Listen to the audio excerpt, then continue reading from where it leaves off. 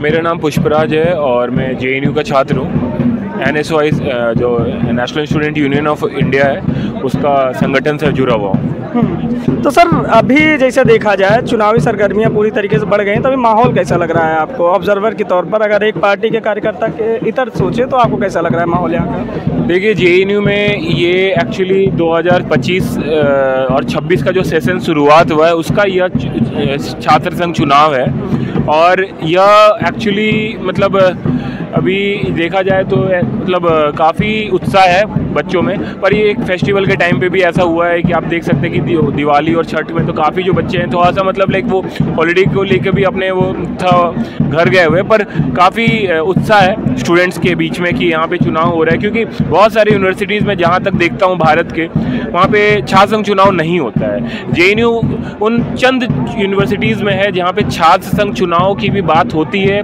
यहाँ पे कोई भी छात्र अपनी बातों को बेबाक तरीके से आज़ाद होकर वो अपनी बातों को रख सकता है, बुलंदियों पे रख सकता है। तो ये बहुत इम्पॉर्टेंट है। जेएनयू एकमात्र ऐसा यूनिवर्सिटी है जहाँ पे कोई भी छात्र अपनी बातों को रख सकता है और छात्र संघ चुनाव में हिस्सा भी ले सकता है। तो जैसे आप एनएसयूआई से हैं, तो बात की जाए कि एनएसयूआई के वो कौन से मुद्दे हैं जो बाकी पार्टियों से भिन्न बनाते हैं एनएसयूआई को? देखिए, हम अपने एनएसयूआई की आइडियोलॉजी की मैं बात बताऊं कि गांधी, नेहरू और हम अपने सरोजनी नायडू, इंदिरा गांधी की हम आइडियोलॉजी पे चलते हुए हमारा मेन मुद्दा ये है कि हमारा जो यूनिवर्सिटीज़ के अंदर जो छात्र हितों की बात रखते हैं, जैसे जो एजुकेशन होना चाहिए वो अफोर्डेबल होना चाहिए, एक्सेसिबल होना चाहिए, फ़ीस कम होनी चाहिए, गवर्नमेंट फंडेड होना चाहिए। जिस तरीके से आप देख रहे हैं कि अभी डिस्क्रिमिनेशन बहुत जगह पे हो रहा है, प्राइवेटाइजेशन हो रहा है, न्यू एजुकेशन पॉलिसी की किस तरीके से फ़ीस बढ़ाई जा रही है। मैं हाल ही में बताऊं कि जैसा हम यहाँ पे जेएनयू में हम मात्र 180 रुपये में पढ़ते हैं, पर आप बगल के किसी इंस्टीट्यूशन आप देख लो, आईआईटी देख लो, आईएमसी देख लो, वहाँ पे किस तरीके से लाखों रुपए बच्चों से लिए जाते हैं सिर्फ वो डिप्लोमा एंड डिग्री कोर्स के लिए, जो हमारे देश में जो आम छात्र के पहुँच से बहुत दूर है। आपने बताया कि आप इंदिरा जी की भी आइडियोलॉजी पे चलते हो, तो इंदिरा जी की स्पेसिफिक आइडियोलॉजी क्या थी, कुछ बताएंगे उसके बारे में? उन्होंने देखो इंदिरा जी ने बात ये कि इंदिरा जी ने किस तरीके से मतलब सेंट्रलाइज किया, गवर्नमेंट फंडेड यूनिवर्सिटीज़ का आगाज किया जो जेएनयू है उसमें से। लेकिन जब छात्र आंदोलनों की बात की जाए तो जेपी आंदोलन सबसे प्रमुखता से आता है, जहाँ से कई सारे छात्र नेता निकले जो अब जाके मुख्य राजनीति में आए, अब जाके बहुत बड़ी पार्टियां बनी। उसी छात्र मुहिम से जुड़े हुए हमारे मुलायम सिंह यादव जी भी रहे, लालू यादव जी भी रहे, शरद यादव रहे और भी कई क्षेत्रीय पार्टियां गठित हुई। तो आप कैसे उनकी विचारधाराओं को कैसे जस्टिफाई करें, क्योंकि उनके खिलाफ ही तो देखिए, हमारे सबसे पहले नेहरू है, नेहरू जी है, गांधी जी है, सरदार वल्लभ भाई पटेल हैं, सरोजनी नायडू है, इंदिरा गांधी भी रही हैं। तो मतलब इसमें मैं ये कहूँगा कि अगर जो छात्र उस समय इंदिरा गांधी जी के टाइम पे छात्र अपनी आवाज़ को बुलंदियों से रखते थे, उस पर यूएपीए नहीं लगाया जाता था। अभी के टाइम पे आप देख लीजिए 5 साल हो गए हैं, सरजील इमाम, उमर खालिद, फातिमा, उन सब पे यूएपीए लगा के उन पर सुनवाई तक नहीं हो रही है। इस तरीके से उस टाइम पे भी अगर देखा जाए तो छात्रों को अपनी आवाज को बुलंद करने की पूरी, हालांकि यूएपीए उस समय था नहीं, हम अपने दर्शकों को बता दें, मीसा उस समय आया हुआ था, काफ़ी छात्र आंदोलन को दबाया गया, कोशिश की गई, काफ़ी छात्र नेताओं को जेल में भी डाला गया। उससे इतर अगर बात करें आज के परिप्रेक्ष्य में हम बात किया जाए तो जेएनयू में एनएसयूआई का अस्तित्व क्या है?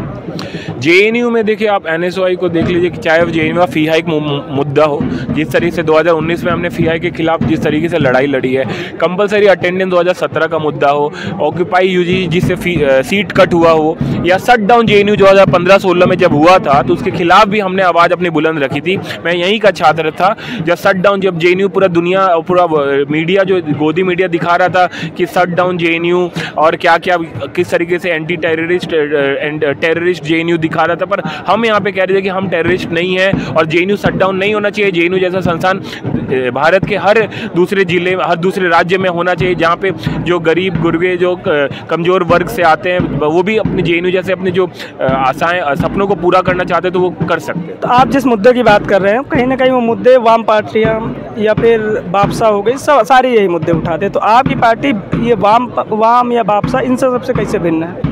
देखिए हमारी पार्टी है जो कि मतलब किस तरीके से ग्रास रूट पर देखा जाए, और जवाहर नवोदय विद्यालय हुआ, या किस तरीके से एजुकेशन के लिए चाहे राइट टू एजुकेशन आया, राइट टू इन्फॉर्मेशन आया, राइट टू वर्क आया, तो हम ओवरऑल हर चीज़ की बात करते हैं। ऐसा नहीं है कि सिर्फ हम मतलब हम यूटोपिया की बात करते हैं, हम यूटोपिया में विश्वास नहीं करते हैं। आप देख लीजिए जब हम हमारे जब कांग्रेस शासन में थी तो right to education, right to work, right to information तक की हम बात करते रहे हैं, और हर तरीके से हमने अपनी बातों को मतलब मजबूती से रखा है। चाहे वो लिटरेसी की बात हो, उस समय पे हमने अपने टाइम पे हम उस पर काम किया है। फिर फ्रीडम भी था कि आप अपनी बातों को, छात्र हित अपनी बातों को आज़ादी से रख सकते थे, उस पर लबों पे कोई पाबंदी और कोई यूपीए जैसे ड्रैकोनियन रूल से डराने की बात नहीं थी। पर आज के डेट में आप देख सकते हैं कि कोई अपने स्टेटस पे डालने तक डर रहा है। आज के टाइम पे फेसबुक और इंस्टाग्राम पोस्ट डालने पे छात्र डर रहा है कि अगर हम फी हाइक के खिलाफ डाल देंगे तो शायद से मेरा पीएचडी एडमिशन कैंसिल हो जाएगा, चाहे हम शायद से मेरे को स्कॉलरशिप नहीं मिलेगा,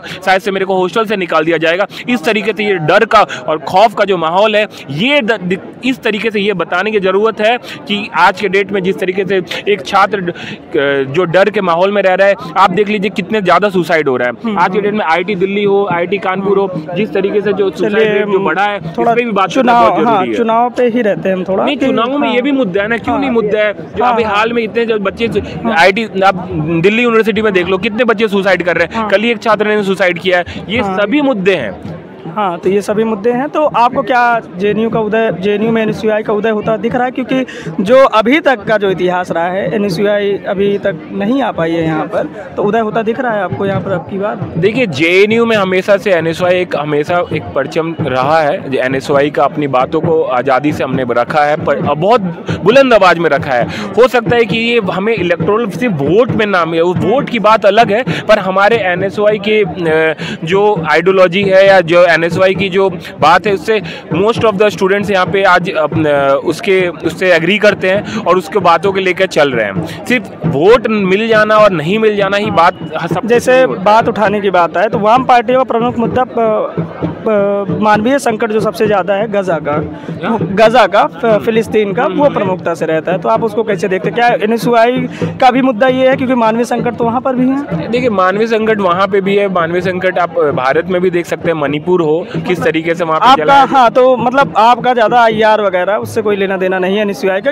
एनएसयूआई हर जगह की बात करता है, वहाँ की भी बात करते हैं। हम इंटरनेशनल स्टडीज़ के स्टूडेंट हैं यार, हम यहाँ पे हर जगह के देश की बात करते हैं, चाहे वो ईरान हो, फिलिस्तीन हो, चाहे चिली हो, हर जगह की बात करते हैं। किस तरीके से अगर देखा जाए तो इवन यूक्रेन की बात हम ना we are not limited in the any boundation, we talk about. तो आप अपनी लड़ाई को इस समय किससे देख रहे हैं? कि एबीवीपी से देख रहे हैं, या फिर वाम पार्टियों से देख रहे हैं, या किसी और पार्टी से देख रहे हैं? हम अपनी लड़ाई एक्चुअली अपने इस तानाशाह सरकार से देख रहे हैं, क्योंकि हम अपनी शिक्षा को बचाने निकले हैं। ठीक है, हम शिक्षा को बचाना चाहते हैं। हम किसी पार्टी से हमारी लड़ाई नहीं है। हमारी लड़ाई शिक्षा को बचाने के लिए है, प्राइवेटाइजेशन के खिलाफ है, न्यू एजुकेशन पॉलिसी के खिलाफ है, पेपर लीक के खिलाफ है, ये जिस तरीके से अनएम्प्लॉयमेंट है इसके खिलाफ है। आप जानते हैं हमारे जो आदरणीय जो leader of opposition Rahul Gandhi ji किस तरीके से लड़ रहे हैं।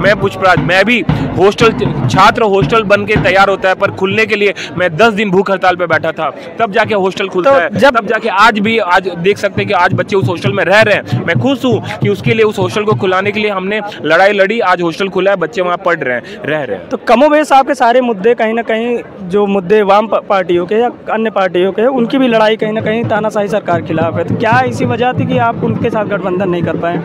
देखिए, गठबंधन में जाना एक दूसरी बात होती है कि आज हम सब अपनी एक तानाशाह सरकार के खिलाफ ही लड़ रहे हैं, चाहे वो कोई भी पार्टी हो, पर हमारी लड़ाई बहुत एक अच्छी चल रही है, बहुत मजबूती से लड़ रहे हैं, हम अपनी बातों को रख रहे हैं। और मुझे लगता है कि आज इस बार हम अपने एनएसयूआई का बहुत अच्छा रिजल्ट रहेगा, इसको लेके बहुत बहुत शुक्रिया, धन्यवाद। चलिए, बहुत बहुत धन्यवाद आपका। बहुत बहुत धन्यवाद।